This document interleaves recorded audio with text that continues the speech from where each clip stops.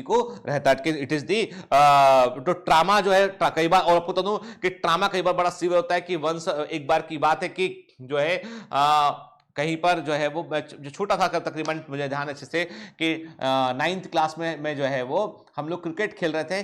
तो वो जो क्रिकेट में आपको पता होगा एक बड़ी हैवी सी क्रिकेट की बॉल आती है, कॉर्क की बॉल बोलते हैं इनके, तो वो कॉर्क की बॉल से हम लोग जो है वो मैच खेल रहे थे। तो कई लोग जो है वो क्या करते हैं, वो जो है वो बॉल खेलते में वो जो प्रोटेक्टिव गियर्स हैं वो नहीं पहनते हैं। अदरवाइज क्या होता है कि ये क्रिकेट का नियम है कि आप यदि क्रिकेट खेल रहे हैं, बैटिंग कर रहे हैं और कॉर्क के लेदर की बॉल से खेल रहे हैं तो you should wear the guard के, तो आपको गार्ड पहना होता है जो कि आपके टेस्टिकल्स को और जो है वो एक्सटर्नल जेनिटलिया को कवर करता है। तो वो नहीं पहना होगा। तो एक जो फील्डिंग में लगा था कहीं पे, उसने जो है शॉट मारा बैट्समैन ने और वो सीधा आके उसके टेस्टिस को हिट किया, और वो इतना पावरफुल हिट था कि 3 दिन वो एडमिट रहा हॉस्पिटल में, और फाइनली उसके टेस्टिकल्स को निकाला। एक टेस्टिकल्स का वर्स्ट हो गया, क्रश हो गया, उसको निकालना पड़ा और केवल एक ही टेस्टिकल बॉडी में बचा। हालांकि एक सिंगल टेस्टिकल भी जो है वो इतना स्पर्म प्रोडक्शन कर सकता है जिससे कि व्यक्ति जो है वो फादर बन सकता है। तो मैं आपको इंसिडेंट शेयर कर रहा हूं कि समटाइम्स जो है वो कुछ कई चीजें ऐसी होती हैं जो बड़ी मतलब जिनके बारे में हमें जानकारी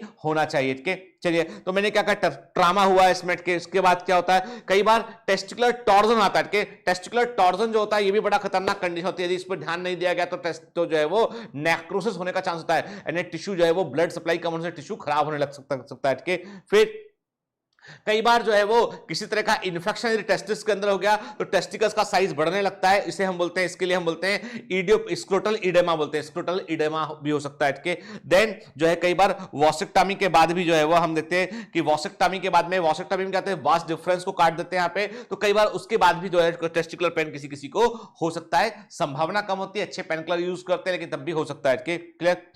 कभी कभी जो है इपिडिडाइमिस जो होता है उसमें भी इंफेक्शन होने को हम इपिडाइमाइटिस बोलते हैं, तो उससे भी टेस्टिकुलर पेन होता है। इंग्वाइनल हर्निया के इंटेस्टाइन जो है वो इंग्वाइनल कैनाल से होता है ना, हमारा जो स्मॉल इंटेस्टाइन का एक हिस्सा इंग्वाइनल कैनाल से होता हुआ जो है वो इंटर कर जाता है कहां पे, टेस्टिस में। देखिए आप दिखाई पड़ रहा है इमेज में आपको, उसे हम इंग्वाइनल हर्निया बोलते हैं। फिर डॉक्टर क्या करता है, हर्निया का जो ऑपरेशन करता है डॉक्टर, तो इस इंटेस्टाइन को वापस ऊपर लेके जाता है और यहां पर जो है वो एक प्रकार से जो है टाके लगाया था ताकि यहां से वापस इंग्वाइनल कैनाल से जो है वो इंटेस्टाइन नीचे की ओर ना आ पाए। ठीक है, चलिए, तो कुल मिला के आपको एक बात तो समझ में आ रही होगी कि बायोलॉजी जो है वो इट इज समथिंग इंटरेस्टिंग है। आपको लगता होगा कि ये मेडिकल, जब हम यहां इतना समझ रहे हैं तो मेडिकल में क्या होता होगा कि मेडिकल में बिल्कुल जो आप समझ लीजिए कि मेडिकल में बॉडी का एक एक हिस्सा बड़े ध्यान से पढ़ना पड़ता है के। तो अभी तो हम केवल देखिए ये, अब आप बोलेंगे सर ये जो आप जो पढ़ा रहे क्या सच में इतना डिटेल में एग्जाम में आता है? मैं क्लियर कर दूं बेटा, एग्जाम में जो है एनसीईआरटी में जो लिखा है ऑलरेडी वो बहुत डिटेल में एनसीईआरटी में के। हम क्या कर रहे हैं, हम आसपास का एरिया भी कवर कर रहे होते हैं क्योंकि एनसीईआरटी की एक लाइन में कई बातें छिपी होती हैं, तो हमें वो चीजें भी कवर करनी होती है। तो इसलिए बिल्कुल दिमाग में ये मत डाउट रखिएगा कि कुछ आउट ऑफ द सिलेबस चल रहा है, एवरीथिंग इज अंडर सिलेबस के अंदर ही पढ़ रहे हैं। ठीक है, फिर एडल्ट्स में हर एक टेस्टिस का शेप क्या होता है, ओवल शेप होता है। ठीक है, ओवल शेप के होते हैं। ठीक है, लेंथ कितनी होती है, 4 से 5 सेंटीमीटर होती है। अब आपके दिमाग में आ रहा होगा कि ओवरी बड़ी होती है कि टेस्टिस बड़ा होता है। इंटरेस्टिंग बात कि साइज में ओवरी बड़ी है कि टेस्टिस बड़ा है, साइज में टेस्टिस बड़ा है, ओवरी छोटी होती है। हमें डायग्राम देख के, इमेज देख के लगता है कि ओवरी बड़ी होती होगी कि एक बार में एक ही ओवम प्रोड्यूस करे, ओवरी छोटी होती है जबकि जो है टेस्टिकल का साइज बड़ा होता है कि फिर इसका जो विड्थ है वो 2 से 3 सेंटीमीटर होता है। The testis is covered by dense covering के, हम देखते हैं ट्यूनिका एल्बुजिनिया, ट्यूनिका वेजाइनलिस के, तो टेस्टिस में जो है वो डेंस कवरिंग होती है कि कनेक्टिव टिश्यू कवर करता है इसको बकायदा के। फिर testis has about 250 compartment, testis के अंदर 250 कंपार्टमेंट होते हैं जिनको हम टेस्टिकुलर लोब्यूल्स कहते हैं। इंपॉर्टेंट हैबिटेट के, तो टेस्टिकुलर लोब्यूल कितने होते हैं एक टेस्टिस के, तो एक मेल के अंदर, ध्यान से समझ के, एक टेस्टिस की बात कर रहा हूं, एक टेस्टिस में 250 कंपार्टमेंट होते हैं, तो मतलब एक मेल में 2 टेस्टिस होते हैं, तो कितने हो गए 500 जो है वो आपके टेस्टिकुलर लोब्यूल्स हो गए, उसमें 500 टेस्टिकुलर लोब्यूल हो गए उसमें। ठीक है, क्लियर? ये वही डायग्राम है जो मैंने आपसे पूछा था, है ना? तो याद रखना बेटा इसके, तो ये देख रहे हैं हम टेस्टिकुलर लोब्यूल्स को देख रहे हैं। अब हालांकि एनसीईआरटी का जो इमेज है वो बहुत साफ इमेज नहीं है बेटा, तो हालांकि हमें याद रखना है बेटा कि ये जो है वो अंदर जो कंपार्टमेंट दिखाई पड़ रहे हैं उन्हें हम टेस्टिकुलर लोब्यूल्स कहते हैं। ठीक है, क्लियर? चलिए, ये हम देख रहे हैं टेस्टिस, एपिडाइमिस, डक्टस डिफरेंस मतलब वास्ट डिफरेंस, इसी को हम बोलते हैं वास्ट डिफरेंस। एक ही चीज अलग अलग नहीं है। तो कई बार बेटा डक्टस डिफरेंस भी लिखा आता है, ठीक है। देन टेस्टिकुलर आर्टरी देख रहे हैं। अब देखिए this is one of the wonderful image जो आपको सब कुछ क्लियर करता है कि टेस्टिकुलर लोब्यूल किस तरह के होते हैं। देखिए सबसे पहले तो गौर से देखिए इसमें कि आपको दिखाई पड़ रहा है इसमें कि देयर आर कवरिंग्स अराउंड के, आप देख रहे हैं इसमें कि टेस्टिस के आसपास एक टफ कवर प्रेजेंट है, ट्यूनिका एल्बुजिनिया, ठीक है। इसके बाहर ट्यूनिका वेजाइनलिस देखने मिलेगा। हाँ, ट्यूनिका वेजाइनलिस देखने मिलेगा, तो वेजाइनलिस का मतलब वेजाइना नहीं है यहाँ पे, तो ये ट्यूनिका वेजाइनलिस कवरिंग भी देखने मिलेगा। हम आगे देखते हैं इमेज में, ठीक। फिर हम क्या देख रहे हैं, हम देख रहे हैं हमें टेस्टिकुलर लोब्यूल्स दिखाई पड़ रहे हैं। ये देखिए एक टेस्टिकुलर लोब्यूल को हम मार्क करें तो हमने कहा ये this is one testicular lobule, ये एक टेस्टिकुलर लोब्यूल हो गया। ऐसे 250 टेस्टिकुलर लोब्यूल हमको एक टेस्टिस के अंदर देखने मिलते हैं। और इनके अंदर क्या भरा होता है, इनके अंदर सेमिनिफरस ट्यूब्यूल होते हैं, इनके अंदर सेमिनिफरस ट्यूब्यूल होते हैं, ठीक है। अभी जो बता रहा हूं उस पर फोकस कीजिए, ठीक है। बाकी स्ट्रक्चर बाद में देखेंगे, ठीक है। अभी जहां हम हैं वहां फोकस कीजिए। तो टेस्टिकुलर लोब्यूल कितने होते हैं बेटा, याद करो 2 से 250 होते हैं, और हर एक के अंदर जो है आपको जो है वो सेमिनिफरस ट्यूब्यूल देखने मिलता है। देखिए ध्यान से, ठीक है। This is also one of the very clear image जो आपको बताती है। देखिए सबसे बाहर मैंने आपसे कहा ना प्रोटेक्टिव कवरिंग होती है कई सारी, इसमें ट्यूनिका वेजाइनलिस देख रहे हैं आप, कवरिंग प्रेजेंट है इसके, पैराइटल लेयर है इसमें, विसरल लेयर है इसमें, और एक कैविटी, के दिस इज द कवरिंग, के। तो tunica vaginalis is the covering around the testis, ठीक है। कई बार क्या होता है हम वेजाइनलिस नाम सुनकर कंफ्यूज आते हैं, क्या हमें लगता है ये मेल पार्ट तो हो नहीं सकता है, वेजाइना लिखा है इसमें तो फीमेल पार्ट होगा, पर ये गलत है, ठीक है। ट्यूनिका वेजाइनलिस है। देन उसके बाद आप क्या देख रहे हैं, आप देख रहे हैं कि आपको जो है वो अंदर कैप्सूल दिखाई पड़ रहा है, अंदर एक और कवरिंग दिखाई पड़ रहा है, इसको ट्यूनिका एल्बुजिनिया बोला उसको, ठीक है, जिसे हम कैप्सूल लेयर भी कहते हैं, ट्यूनिका एल्बुजिनिया बोला। तो ट्यूनिका, अब ये सब इतना डिटेल में एनसीईआरटी में नहीं है, पर एनसीईआरटी में बाकी टेस्टिस का हिस्सा है बेटा, देखिए हमको तो साफ साफ पढ़ना पड़ेगा, ठीक है ना। और मैं इसलिए भी पढ़ाता हूं अच्छे से कि जैसे आप यहां पर अच्छे से पढ़ लेंगे, थोड़ा सा वक्त लगा के पढ़ लेंगे, समझ लेंगे ना, तो जब आप मेडिकल कॉलेज पहुंचेंगे तो एकदम ब्लैंक नहीं होंगे, बहुत चीजें आपको आती होंगी वहां पे, ठीक है। तो मैं आपसे क्या कह रहा हूं कि ट्यूनिका वेजाइनलिस बाहर वाला कवर है इसमें, फिर उसके बाद क्या देख रहे हैं, अंदर वाला कवर ट्यूनिका एल्बुजिना दिखाई पड़ रहा है। देन आप क्या देख रहे हैं, आपको यहां पर जो है दिखाई पड़ रहा है बेटा कि आपको यहां पर जो है वो दिखाई दे रहे हैं कई सारे, आपको जो है वो अपने जो है वो टेस्टिकुलर लोब्यूल्स दिखाई पड़ रहे हैं। और इन टेस्टिकुलर लोब्यूल के अंदर क्या प्रेजेंट है, इनके अंदर सेमाइनिफरस ट्यूब्यूल, के ये एक टेस्टिकुलर लोब्यूल हो गया बेटा, के। और देखो आप इनके अंदर सेमाइनिफरस ट्यूब्यूल प्रेजेंट है। और आपको मैंने पहले भी कहा था कि ट्यूब कौन सा किससे जुड़ता है ये याद रखना है, और मैं डीपीपी में क्वेश्चन भी दिया हूं उस बारे में, ठीक है। तो जो आपका सेमाइनिफरस ट्यूब्यूल है वो किससे जुड़ता है, रेटेड टेस्टिस से जुड़ता है। और रेटेड टेस्टिस किससे जुड़ता है बेटा, ये जुड़ता है रेटेड टेस्टिस से। रेटेड टेस्टिस किससे जुड़ता है वासा इफ्रेंशिया से। और वासा इफ्रेंशिया को क्या बोलते हैं, इसे इफरेंट डक्ट्यूल भी कहते हैं। वासा इफ्रेंशिया को बेटा, वासा इफ्रेंशिया को हम जो है वो इफरेंट डक्ट्यूल भी कहते हैं, के। और इफरेंट डक्ट्यूल किससे, या वासा इफ्रेंशिया किससे जुड़ता है, वो इपिडिडाइमिस से जुड़ता है, ठीक है, क्लियर। उसे इपिडाइमिस से वो जुड़ता है, ठीक है। चलिए आगे बढ़ते हैं इसमें ना। देखिए ईच लोब्यूल, किसकी बात करें हम, टेस्टिकुलर लोब्यूल की बात करें। एक टेस्टिस में कितने लोब्यूल हैं, 250 हैं, के। हर लोब्यूल में 1 से लेके 3, 1 से लेके 3 highly coiled seminiferous tubule, each lobule contain 1 to 3 highly coiled seminiferous tubule। हर एक लोब्यूल के अंदर 1 से 3 अत्यधिक कुंडलित सेमाइनिफरस ट्यूब्यूल पाए जाते हैं, जिसमें कि स्पर्म बनता है। वेरी वेरी इसका मतलब यदि एक मेल में, यदि मैं आपसे पूछूं कि एक मेल के अंदर कुल कितने सेमाइनिफरस ट्यूब्यूल होंगे, एग्जामिनर को कर सकता है ऐसा क्वेश्चन के, तो हमें मालूम है एक मेल के अंदर जो है देयर आर 2 टेस्टिस हैं। हर एक टेस्टिस में जो है 250 टेस्टिकुलर लोब्यूल्स हैं, तो कुल 500 टेस्टिकुलर लोब्यूल हो गए। और हर एक टेस्टिकुलर लोब्यूल में कम से कम एक सेमाइनिफरस ट्यूब्यूल होगा और मैक्सिमम 3 होंगे। मतलब number should be vary from 500 to 1500 आपको सेमाइनिफरस ट्यूब्यूल जो है वो देखने मिलेंगे, ठीक है। एक लोब्यूल में 1 से 3 होगा, मिनिमम 1 होगा, मैक्सिमम 3 होगा, ठीक है। और ऐसे टोटल दोनों टेस्टिस मिलाकर टोटल 500 टेस्टिकुलर लोब्यूल्स हैं, तो कितना हो गया, सेमाइनिफरस ट्यूब्यूल का नंबर 500 से लेकर 1500 हो गया, क्लियर।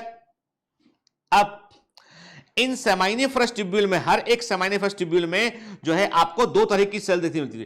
वेरी वेरी एम्बिट के how many type of cells present in seminiferous tubule, तो हर एक सेमाइनिफरस ट्यूब्यूल में आपको दो तरह की सेल देखने मिलती है। एक वो सेल होती है जो मेल गैमेट को बनाती है, स्पर्म को बनाती है, और दूसरी वो सेल होती है जो मेल गैमेट को, स्पर्म को नॉरिशमेंट प्रोवाइड करती है, उसे जो है नॉरिशमेंट देती है, उसको ऐसा मीडियम प्रोवाइड करती है कि वो बन सके, डेवलप हो सके। के दो तरह की सेल, एक बनाने वाली और एक पालने वाली, एक बनाने वाली और एक पालने वाली। के तो मैंने क्या कहा कि यहां पे एक होती है male germ cell, spermatogonia cell बोलते हैं, जो मेल गैमेट प्रोड्यूस करती है। दूसरी होती है सर्टोली सेल। के तो सर्टोली सेल कहां मिलती है? नंबर एक, पहला सर्टोली सेल जो है वो मेल रिप्रोडक्टिव सिस्टम में टेस्टिस के अंदर, टेस्टिकुलर लोब्यूल में, सेमाइनिफरस ट्यूब्यूल के अंदर पाई जाती हैं, और ये डेवलपिंग स्पर्म को नॉरिशमेंट प्रोवाइड करती हैं। ठीक है, मेल जर्म सेल जो स्पर्मेटोगोनिया सेल, ये मियोसिस में भाग लेती हैं और फाइनली स्पर्म को बनाती हैं, और सर्टोली सेल जो है वो जर्म सेल को नॉरिशमेंट प्रोवाइड करती हैं, स्पर्म को मीडियम प्रोवाइड करती हैं ताकि स्पर्म भी डेवलप हो सके। तो क्या होता है एकदम से, देखिए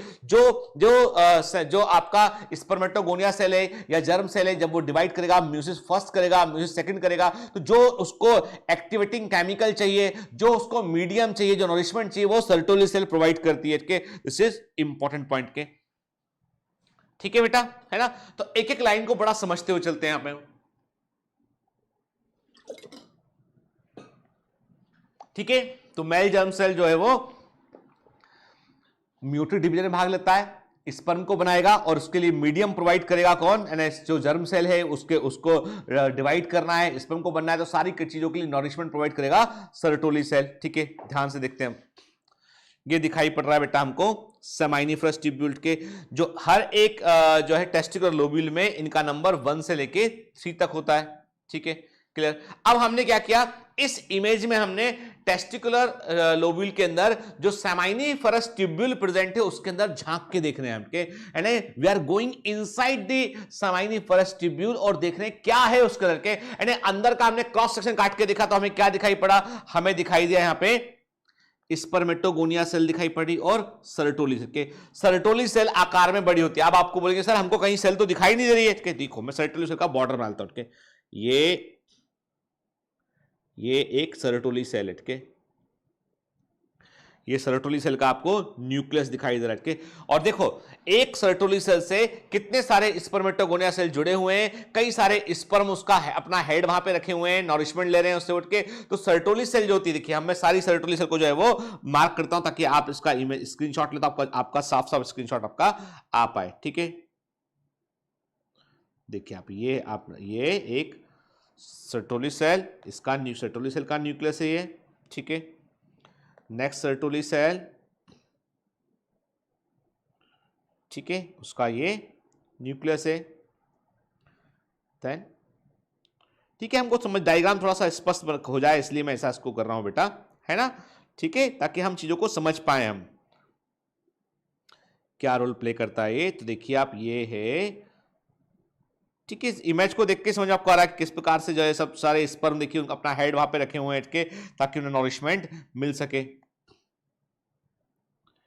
ये है, ठीक है, सर्टोली सेल। के देखिए ना मैंने मार्क कर दिया। तो सर्टोली सेल देखिए आप, है ना? और आप क्या देख रहे हैं, और जो हमें ये दिखाई पड़ रहे हैं, ये वाले सेल जो हमको दिखाई पड़ रहे हैं के ये क्या है? ये स्पर्मेटोगोनिया सेल है। स्पर्मेटोगोनिया सेल कौन से हैं? These are the spermatogonia cells. ये स्पर्मेटोगोनिया सेल्स हैं, ये these are the spermatogonia cells. ठीक है, मैं डायग्राम जानबूझ के कर रहा हूं ऐसा ताकि आप इसको समझ सकें इस डायग्राम को कि किस तरह का होता है। क्योंकि देखिए एक बार यदि आपने खुद से भी डायग्राम बना लिया अपनी कॉपी के अंदर बेटा, थोड़ा सा एफर्ट करके, थोड़ा कष्ट उठा के, तो कभी लाइफ में आप नहीं भूलेंगे इसको, कभी गड़बड़ नहीं करेंगे इसमें। क्योंकि ये ऐसा हिस्सा होता है जब जिसको हम थोड़ा सा जो है वो थोड़ी भी लापरवाही करते हैं तो हम भूल जाते हैं। तो रटना है ही नहीं बेटा, बायोलॉजी में रटने का नहीं, केवल समझो अच्छे से, केवल अच्छे से समझेंगे आप तो आपका काम हो जाएगा। ठीक है ना? देखिए ना, ठीक है ना? डायग्राम को हमने इंप्रूव कर दिया। हमने कहा कि जो मैंने ब्लू से मार्क के दे, ये क्या है? ये स्पर्मेटोगोनिया सेल सर्टोली के। फिर जैसे मैंने कहा ये एक सेमाइनिफरस ट्यूब्यूल है, ये दूसरा सेमाइनिफरस ट्यूब्यूल है, ये तीसरा सेमाइनिफरस ट्यूब्यूल है, और ये एक लोब्यूल है। एक लोब्यूल में 1 से लेकर 3 होते हैं। हम सामने से देख रहे हैं, क्रॉस सेक्शन में व्यू देख रहे हैं, समझने की कोशिश कर रहा हूं मैं क्या बोल रहा हूं। मैं बोल रहा हूं कि हम एक टेस्टिकुलर लोब्यूल को क्रॉस सेक्शन में काट के देख रहे हैं, तो हमको ट्यूब्यूल जो है सामान्य फर्स्ट ट्यूब्यूल 1 2 3 1 से 3 हो सकते हैं, वो दिखाई पड़ रहे हैं। इनके बीच में गैप है, तो इस गैप में हमने इंटरस्टिशियल स्पेस करते हैं। यहां पे कुछ सेल्स प्रेजेंट है, इन सेल्स को क्या बोलते हैं? इन सेल्स को हम बोलते हैं लीडिक सेल्स। इन्हें हम लीडिक सेल्स बोलते हैं। देखिए लीडिक सेल्स दिखाई पड़ रहे हैं, लीडिक सेल्स बोलते हैं। और ये जो लीडिक सेल्स होती हैं, ये जो है टेस्टोस्टेरोन को रिलीज करती है। किसको रिलीज करती है? टेस्टोस्टेरोन को ये रिलीज करती है। ठीक है ना, क्लियर? अब ये मायोट सेल क्या होती है हम बाद में बात करेंगे, तो अभी कंफ्यूज नहीं करना है, हमें ऐसी इरेशनल इंफॉर्मेशन लेके हमें कंफ्यूज नहीं होना है। ठीक है, चलिए तो अब देखिए, अब मैं आपको स्लाइड दिखाता हूं। मेडिकल कॉलेज में इस स्लाइड को पहचानना भी पड़ेगा आपको। ठीक है, तो इस स्लाइड को जरा गौर से देखिए उठा के। स्लाइड में आपको साफ साफ दिखाई पड़ रहा है कि जो है, ठीक, ये सर्टोली सेल को मार्क कर रहा है। These are the Sertoli cell. ये जो दिखाई पड़ रहा है ये पूरा का पूरा ये सर्टोली सेल है इसमें। ठीक है ना, ये आपको दिखाई पड़ रहा है जो ये स्पर्मेटोगोनिया है इसमें के, ये प्राइमरी स्पर्मेटोसाइट है इसमें। ठीक है, और ये जो है वो स्पर्मेटिड है ये। ठीक है, स्पर्म बनने के पहले की ठीक वाली कंडीशन है। ठीक, तो ये कैसे बनता है, कैसे स्पर्मेटोजेनेसिस होता है, ये सब हम अच्छे डिटेल में देखेंगे। अभी हम समझ गए कि हाँ भाई वास्तव में ये जो कह रहे हैं वो उसका एविडेंस अवेलेबल है, ऐसा ही होता है। ठीक है, क्लियर? तो हमने टेस्टिस टिश्यू का जो है वो क्रॉस सेक्शन किया बेटा, तो उसमें क्या देख रहे हैं आपको? दिखाई पड़ रहे हैं टेस्टिकुलर लोब्यूल्स हैं, और लोब्यूल के अंदर आपको जो है देखो आप ये क्या है? ये सेमाइनिफेरस। ये क्या है बेटा? ये सेमाइनिफेरस टिब्यूल है ना। ठीक है, देखो ना पूरा जाल ही जाल है, कुछ नहीं है, नेटवर्क ही जाल है जाल के। तो सेमाइनिफेरस टिब्यूल है, जुड़े हुए किससे हैं बेटा? ये जाल के समान क्या है? जाल के समान ये है रेटेटेस्टिस। ये क्या है? रेटेटेस्टिस के।